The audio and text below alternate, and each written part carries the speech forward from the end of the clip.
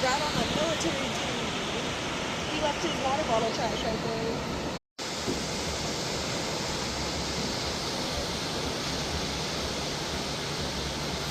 there.